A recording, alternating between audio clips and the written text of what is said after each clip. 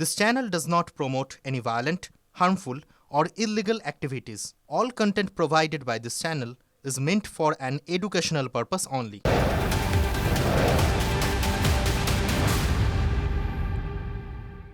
বীরভূমের হাসনের সভা থেকে কমিশন এবং বিজেপিকে নিশানা করলেন অনুব্রত মণ্ডল। এসআইআর এ ভোটারদের নাম বাদের চেষ্টার অভিযোগ অনুব্রতকে পাল্টা কটাক্ষ করলো আবার বিজেপি।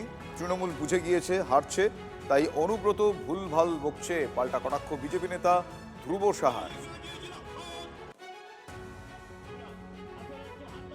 তোমরা ভাবলে আমরা চুরি করব, ম্যাক্সিমাম লোককে ভোটার থেকে বাদ দিয়ে দেবো। এক একটা বিধানসভায় 30,000, 40,000, 50,000 ভোটার বাদ দিয়ে তোমরা জিতে যাবে না।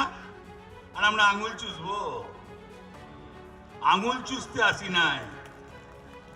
দলটা তৃণমূল কংগ্রেস, দীর্ঘদিন দল করছি, সিপিএম কে তাড়িয়েছি, তোমাদেরও তাড়াবো। আবার 26-এ ইলেকশন, সেই ইলেকশনে মমতা ব্যানার্জি জয় জয়কার হবে।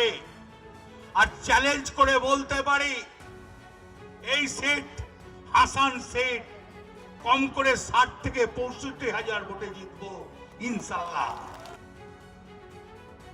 কেষ্টবাবু বুঝতে পারছেন যে উনি জেলে ছিলেন, ওনার ব্রেনটাও একদম রিজেক্ট হয়ে গেছে।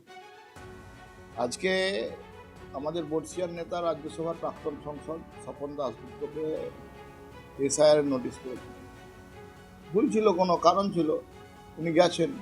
যাদের নোটিশ করছে তারা যাবে।